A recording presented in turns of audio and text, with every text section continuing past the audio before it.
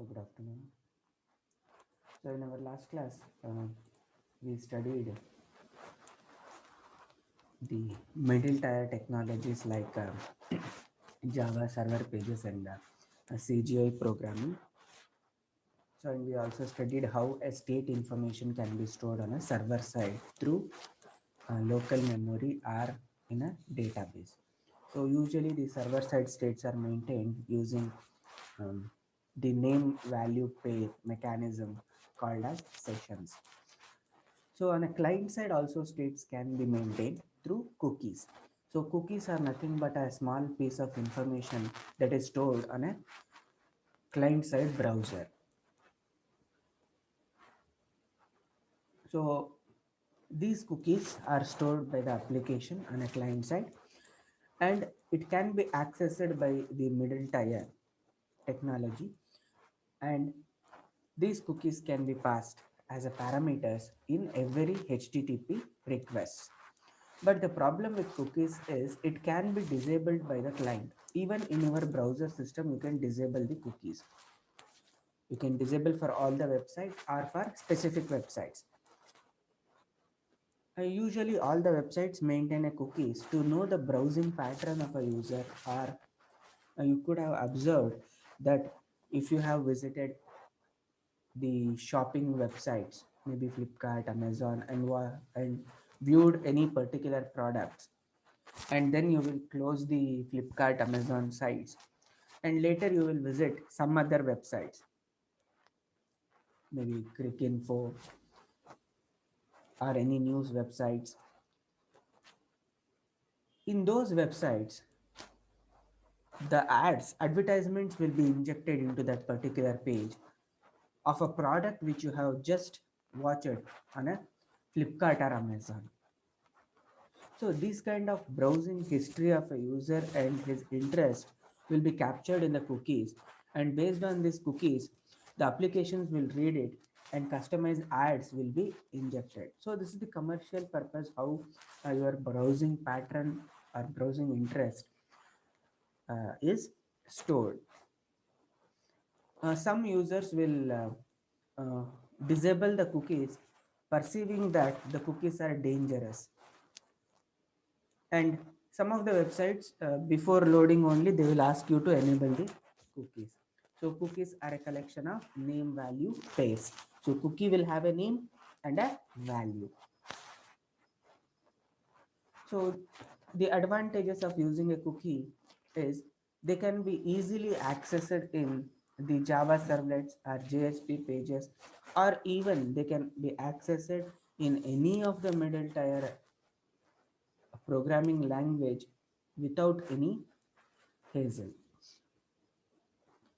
So they provide a simple way of persistent non-essential data on a client system even when the browser is closed. So these kind of small informations can be stored persistent way. Persistent way means it exists forever unless and until it is explicitly cleared by the user. So even when the browser is closed, that cookie resides on your hard disk. So the disadvantage of cookies is its size is very limited. So that is 4 kilobytes, and user can disable them. So that is a disadvantage of using a cookie. And cookies should be used to store interactive state such as current users login information or current shopping basket information, and any non-permanent choices that the user has made can also be stored.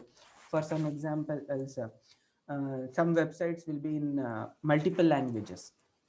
So and it will ask you to choose a language, and you will choose it. Then that particular the language choice you made will be stored in a cookie, and whenever you load it once again, so it will automatically show you the language you prefer. But as and when you clear the cache memory or cookies of a browser, then those informations are lost. So even you might have observed in your system, so if you clear the history along with the cookies, you will be logged out of all the websites, and even your Gmail, Twitter, or Facebook accounts. So all of them will be logged out and when you open them you will be asked to log in once again. So because whatever the information of the login that is stored in the cookie is lost. So creating a cookie in Java, it is simple. So cookie is a base class. So is the inbuilt class. My cookie is equal to new cookie. So while creating a cookie itself, we can specify the name and value parameter. So here the name is username and the value of a username is Jeff B. So now a cookie is created. So once a cookie is created, it should be added to the response. So response dot add cookie user cookie. So here the name should have been user cookie. So the same name we have to use over here. Then the cookie is created in the response, which means on a client machine. So we can create a cookie at any time. So there is no limit. And each cookie can be associated with a domain.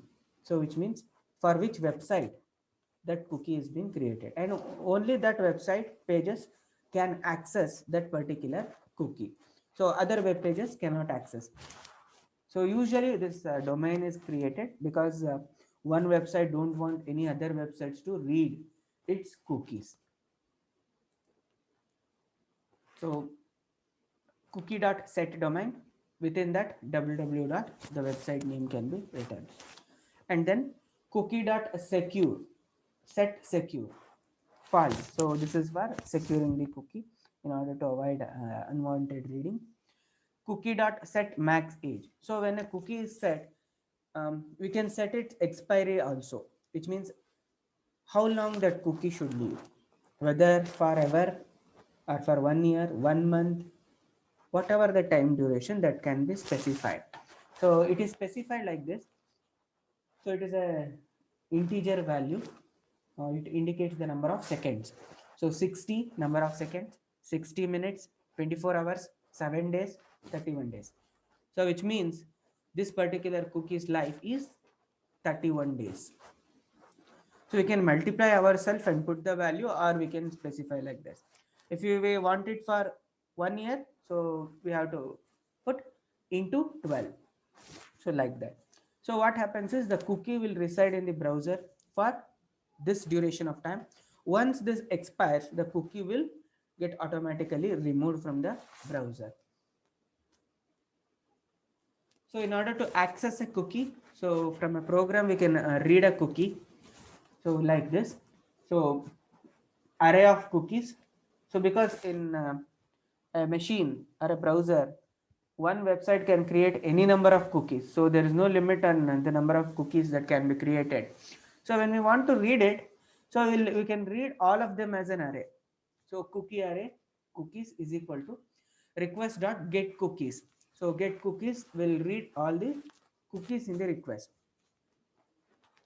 Then local variable we can declare. Then since this is an array, we can iterate over all the cookies using this for loop.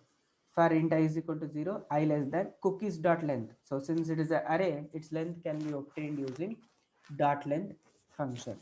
So I plus plus. So cookie is equal to cookies of I. So that ith cookie we will be extracting into a local variable. If cookie dot get name, so cookie dot get name is the function in order to get the name of that particular cookie. And remember, cookie is a name and value pair. So which means there will be two things we will be dealing with. One is its name, another thing is its value. So name can be extracted using dot get name and value can be extracted using dot get value. So cookie dot get name, and we can compare it with dot equals function, and you might have studied what's the difference between equals function and equal to operator. So equals username. So we are interested with username cookie. So that's the meaning of this. So if the cookie name is username, then we will extract the value of that particular cookie. The user is a local variable cookie dot get value. So now value we are extracting of which cookie? username cookie. So here we are just extracting the username cookie. Apart from this, if we want, we can process any other cookies over here. So the one who had created the cookie should know the name of the cookie. Otherwise, they will not be able to access all of them.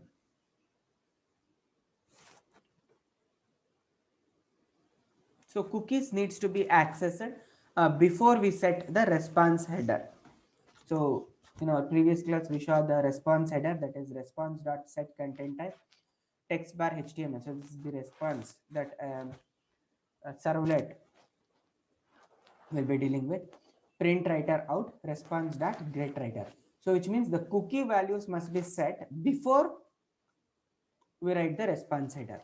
Suppose if we are creating a cookie and want to store it on a client machine, then we must create a cookie and set the values, and then we have to call these response header APIs. So response API header will tell what will be the response from the server to the client. So features of cookie. So cookie can have a time duration, that is the expiry.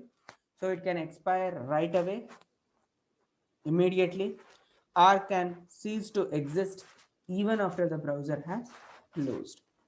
And we can also apply the filters for which domain, within that domain, for which directory path the cookie is sent to. And if a cookie is sent to a particular domain and a directory, then it can be used only in that particular domain or directory files. So no other source codes can access them if we had set a domain and directory path. So that is the client state, how we can maintain using the cookies. So another way of maintaining the client state is the hidden state. So usually what happens, user will disable the cookies because for some other sites it will be the security issues. So we can hide the data in two places. So how to hide a data then? So if you want to maintain it on a server side, it will consume server memory. Then if you don't want to use cookies, the data can be hidden in a form. So for that specific purpose, so there are some hidden fields in a form or even in a web page input elements. So we have something called as hidden type. So in that hidden type, we can put the value. So the HTML tag for hidden type is input type is equal to hidden. So if any input type is made as hidden, so it will not be visible for the user. Or another way of representing it is using the path information. So using the path information means in the URL itself, we will specify the informations. So you might have observed in several transaction sites, in the URL you will get some random alphabets, right? So that is the information that is hidden in the path. So based on that specific random value, some information is stored on the server side about the transaction that is going to take place. So the advantages of using this hidden status, it doesn't require the storage of information because the state information is passed inside each web page. So inside a web page only the information will be present. So the additional external storage is not required when we are using the hidden field. So a hidden field is declared in a web page like this. So input type is equal to hidden, name is equal to user, value is equal to username. So any attribute can be added for the HTML pages. So now what happens? This input element will not be visible to the user, but it is present in the source code. So that can be even be observed on a web browser.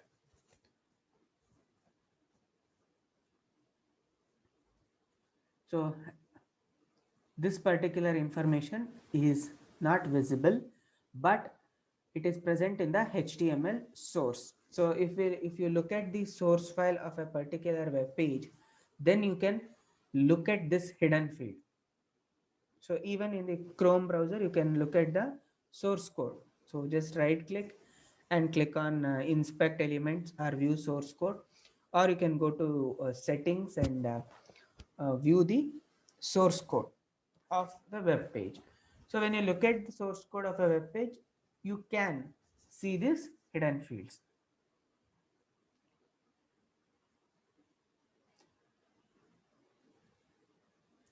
So if it is used proficiently, uh, it's a performance killer. So since every page should contain a form and these hidden fields.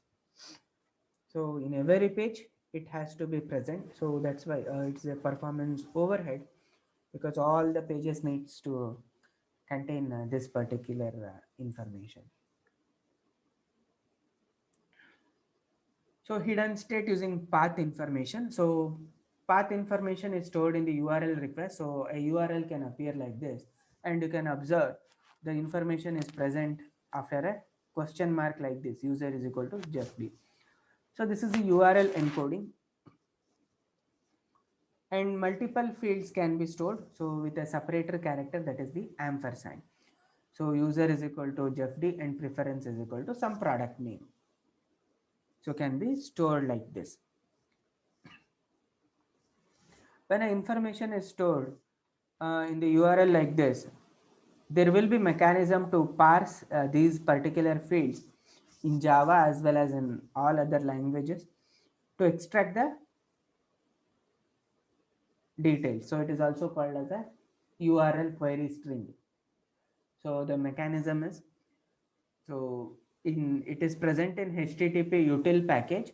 So Java X servlet.http.http util package. So there will be a method.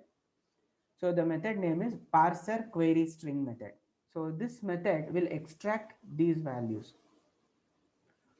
But the disadvantage of using the path information is whoever looks at this particular URL will get to know the information. So that is the drawback of using the path information, because any user or person looking at the URL can identify the names and values.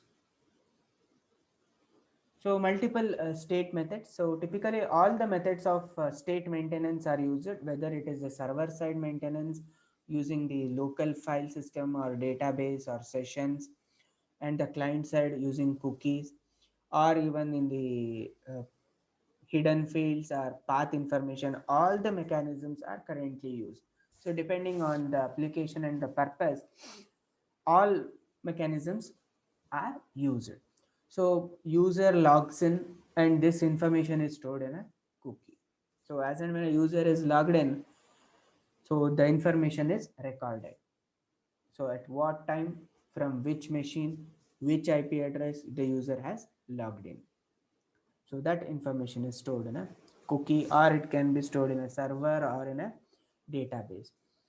So normally a website which doesn't bother about the security issues, and it doesn't have any um, financial implications, or no premium contents are there, just the information that they are displaying, they will store it in a cookie.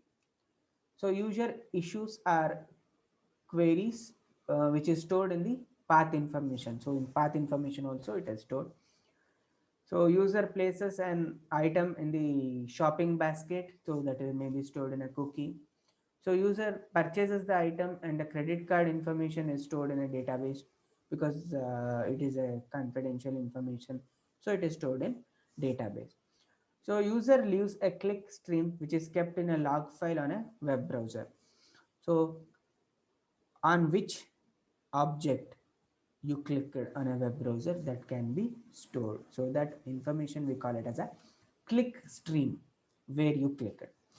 So these click stream informations can be stored in a log file. So log file is nothing but a pure text file. So that will have a textual description of at what time you clicked on what object. If you click on an image, so how usually it is done is, suppose imagine there is a 10 images on a web page and you click on the images. So what they do is, for each image they will put a callback functions. So callback functions means a function that is called whenever an event associated with the object is raised. Suppose they will register a click event on all those 10 images. So when you click it directly, that particular function, that is a callback function, is called. And in the callback function, they will get to know at what time you click it and what object you click it, because it is a callback of a particular object. So they will get to know on what image you have clicked, and directly that can be stored in a log file or a database. So likewise, each click stream can be kept in a log in a web server. So this was about the storage of state information. And why we need to store the state information is because HTTP is a stateless protocol. So the protocol that is used to interact with a client system and a server, that is a browser and a server, doesn't store the state information. Since the HTTP is stateless and it is not storing the state information, it is the responsibility of the programmer to store it somewhere, whether they can store it in a server side or in a client browser or in a hidden fields or paths. So with this we have completed the internet applications and the module 3. So these are few of the important things, um, theoretical things of module 3. So you can enter your attendance. So in our next class, we shall study the fourth module.